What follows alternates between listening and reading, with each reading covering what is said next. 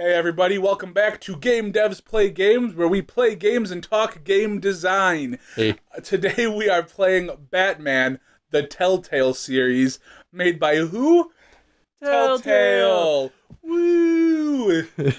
And so we should start this off by saying you've been trying to get a Telltale game on the show for a while now, because you're a huge fan of their games. I am a ridiculously huge fan. I've never played any of them, so I have no idea what's in store. You know, they're a blast, and if anyone hasn't played them, which I'm sure most of you who are watching have, start back at Walking Dead Season 1, because that's where it's just the best. And so we're playing Batman, mostly because it's the newest one. Yep. We've heard that there are a lot of issues with the release, like lagging and bad frame rates. Yeah, for those PC players out there, I heard they've made a patch, but I don't know if they've done it on console, and we are playing on PS4 today, so we'll see how it shakes out, because I haven't touched this game yet, so it'll be fun. Yeah. So let's dive into it? Mm-hmm. All right, let's see if there's any random things. Oh, so it just said it was connecting to the server. I wonder if, so I know that in this Batman, or in this game, they set up something so that you can hook it up to Twitch and actually have your Twitch viewers kind of like request or comment and like choose which courses of actions you take. Yeah, which is really cool. I think it's very clever for Telltale to want to do that. But they also connect you to the server so you can see all the other choices that everyone else made. And that's what I was wondering, too. Percentages. Now, we're not connected to the internet, so we're not going to see the percentages at the end, I don't think, which is okay. Maybe we'll hook that up between one of the episodes. Yeah, and then we can always throw it on. We'll see if it acts weird because of it. Whatever. Let's just do it. Let's hop into episodes. So they always like to show you, actually, like, Telltale always has this thing where they like to show you everything that's happening. So they'll give you the option to buy the season pass, which is always cheaper. Is this just episode 1 now? This is just episode 1. So the thing with Telltale, for those of you who don't know, and Chris, since you haven't really played any, what they do is they release these episodes every month, every couple of months. It kind of just depends on how busy Telltale is at the time. I think for Game of Thrones or for Walking Dead Season 2, there was a huge break in between a couple episodes, and people were going nuts. Now, do you buy each episode individually? You can. So here's what you can either buy each episode for, like, I want to say it's $5 a pop or $6 a pop, or you can do the season pass for $24.99. So, still pretty cheap. Yes. Oh yeah. No, the games are. What stinks is that they have upped their prices since they've started. It used to be $20, but maybe there are more episodes. I'm not sure. No, there's 5 episodes. Either way, I think it's a very interesting business model. It's definitely like a modern look at game development and how AAA studios are kind of changing. Exactly. Well, I think Telltale's the big reason why Final Fantasy VII went episodic, because episodic works. People will pay the money to wait, because generally the price isn't as steep. And it especially helps because it means that they're making money before they even finish developing, which was unheard of if you go back, not even just 5 years ago. Right, exactly. People wanted a full finished game. And really, I don't know if it leads or takes away from the whole comment, is everything about DLC nowadays? When you're making a game like this, it's a little different because you're buying it in pieces, and that's how you're being sold on the game, that it's like a TV show. I think the concept of DLC is kind of phasing out anyway. Yeah, because everything is just... Everything, yeah. It's all modular now. Yeah, right? It's just... It's coming. You'll get your full game. Don't worry. And I think we buy into it. But let's go ahead and start episode 1. For those of you who don't know, the fun of this game, or at least what I've heard, is that this game supposedly lets you choose between. Oh, well, look at that! I can choose my color. Let's go purple. Ooh, yeah. No, I'm all about that. We'll do some purple. Black and purple. It supposedly lets you choose between whether you want to do something as Bruce Wayne or Batman. So we'll see if that's the truth. Yeah, I'm not sure. That's weird. It's strange, right? It'll be interesting to find out. I'm sure there's some points where you have to be Batman. There's got to be.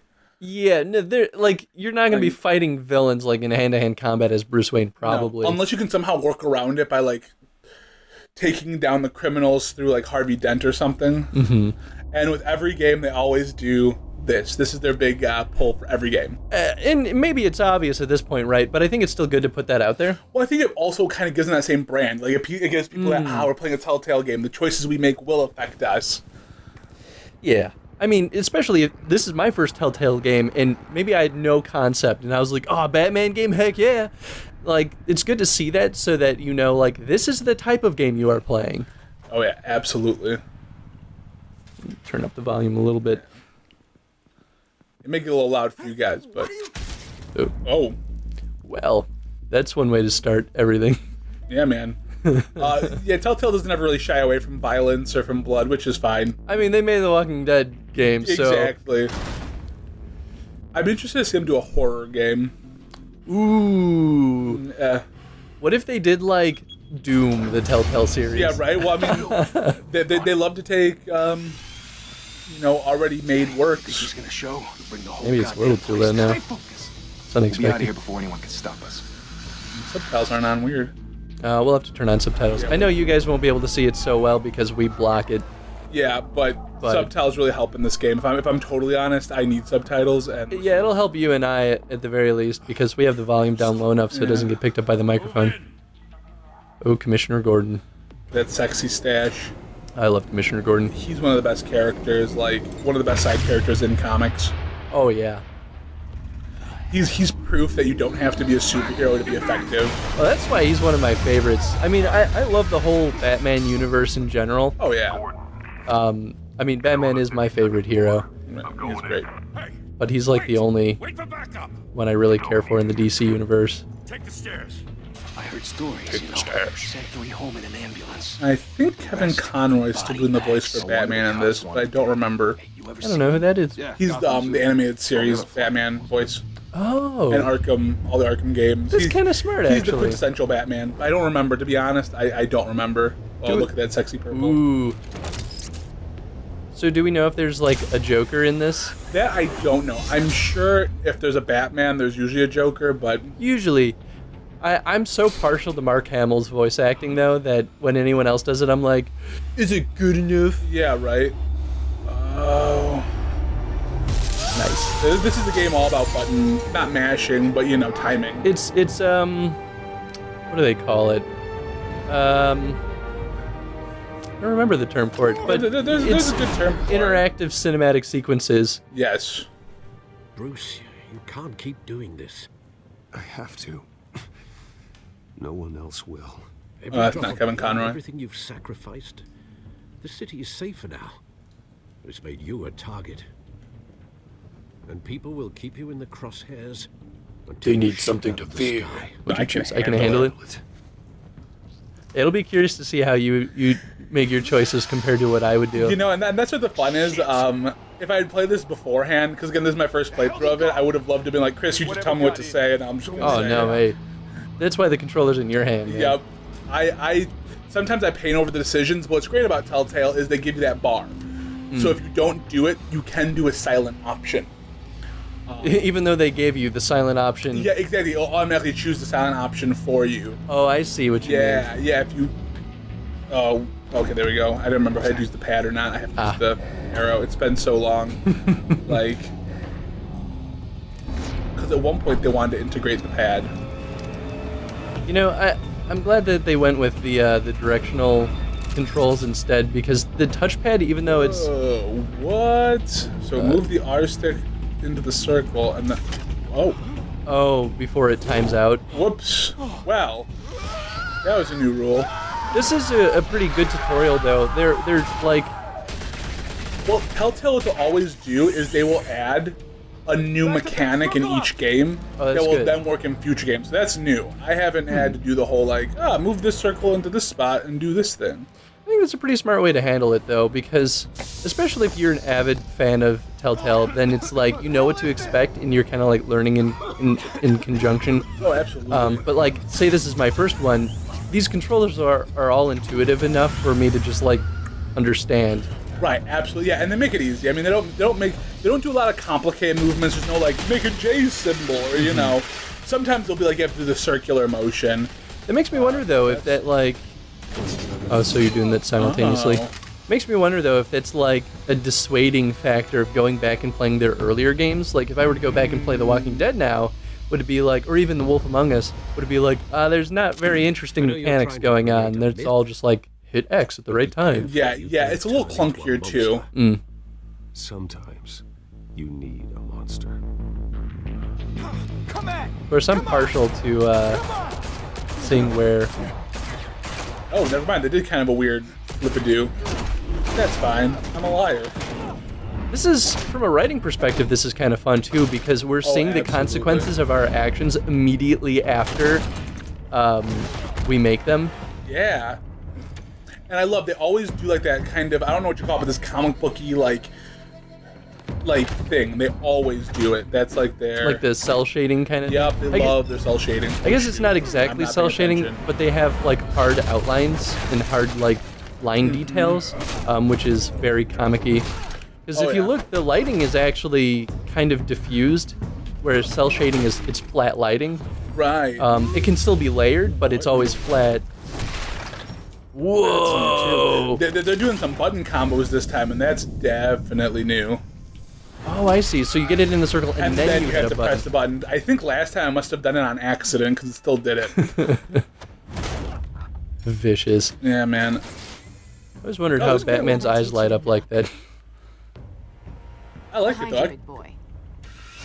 I love that Catwoman look. I really do. The new one? Oh, yeah, the one with the goggles. I think it's, like, such a...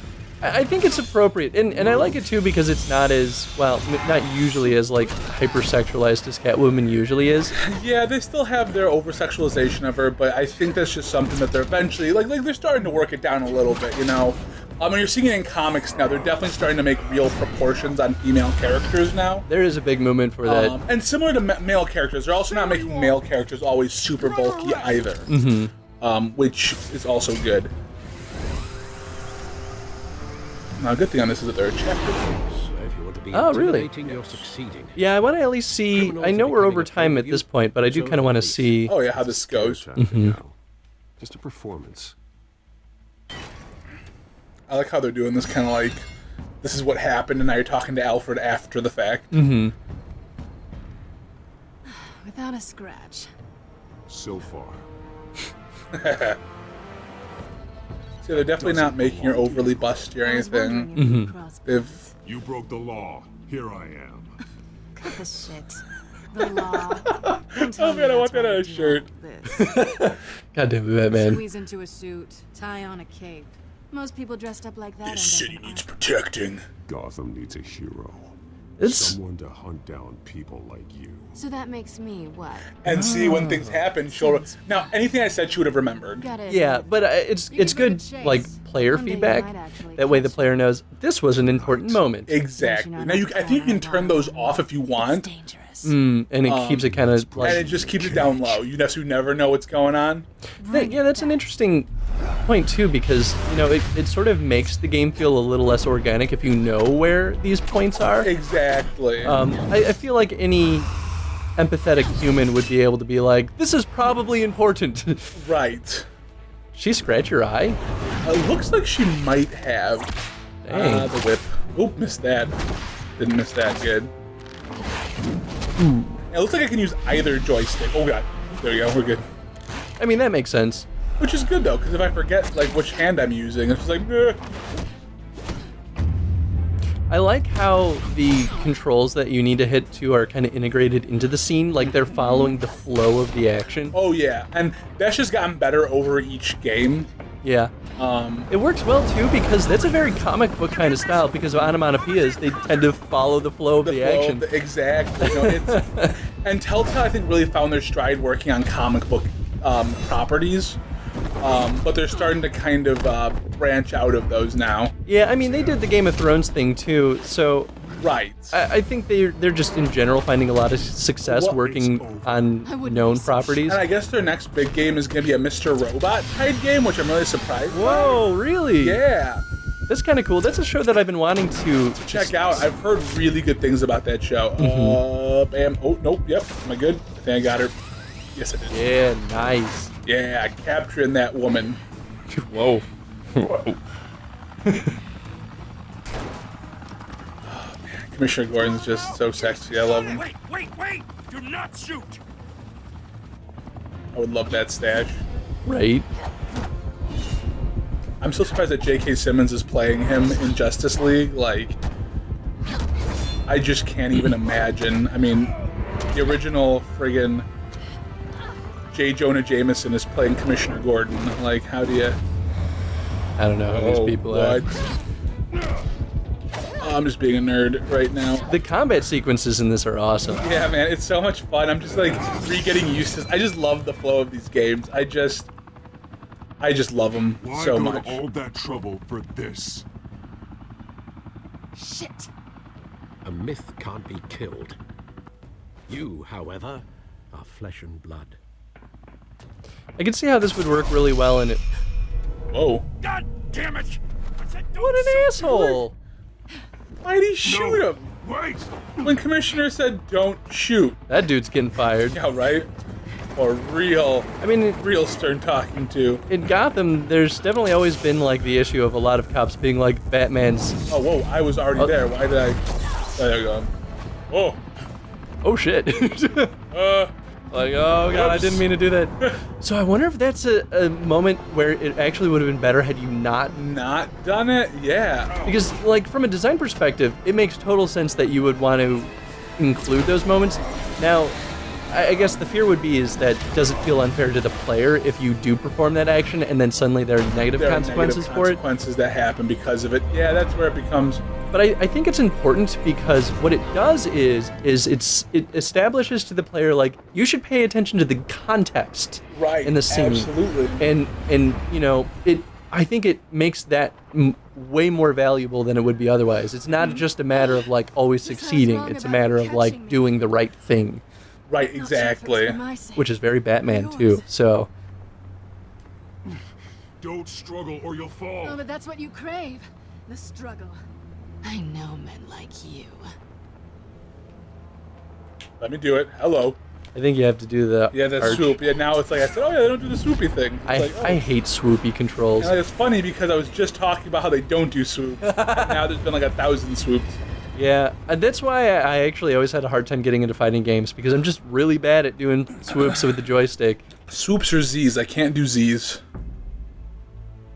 Step out of the shadows and be Bruce Wayne tonight. Oh, that's a much harder fight. Don't let tombstones be your family legacy. Oh, Alfred. Yes, and here's where... Time to save the city.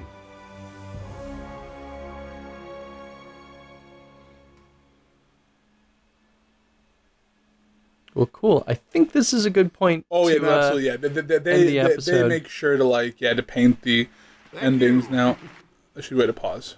Good. Okay, I was just worried you skipped it. I was like, no, we need that. Everything kind of goes into their own thing. I'm just gonna while we're talking about this, I'm just gonna make sure to put stuff. Oh, okay, thank you. Okay, cool. Well, this episode went a little long. These episodes might be a little weird because breaking them up is little... It's hard because the action happens, so these might just have to be long episodes. But now that we have a new camera, we don't have to worry about them overheating. Yeah, so right? Overheating is great. So, what should our question of the day be? There's so many questions we could ask right now. We talked about so much. There's and luckily we got all of it out of the way now, because now we kind of have a basic idea of how the controls and the movements work. Mm-hmm. And now we can just really dive into the other. So, question of the day. Well, we could talk about the tutorial. We could also talk about that plot structure of showing us the consequences immediately after we make them by showing that, like, here's Bruce Wayne with Alfred and here's Batman in the middle of the combat. And then everything he's doing. Yeah, sure, let's go with that. I can't think of a good way to formulate that question, but you're the question man. I guess the benefit is, the question is, what is the benefit of portraying the scene like that in the context of a tutorial? Maybe that's a little bit obvious to answer, but I think it helps show a lot of like what this game means and how it's going to play. So I guess, what do you guys think about using that in the tutorial context? Yeah, and how does it like kind of paint what Telltale already does with consequence? Mm-hmm. Well, thank you for watching.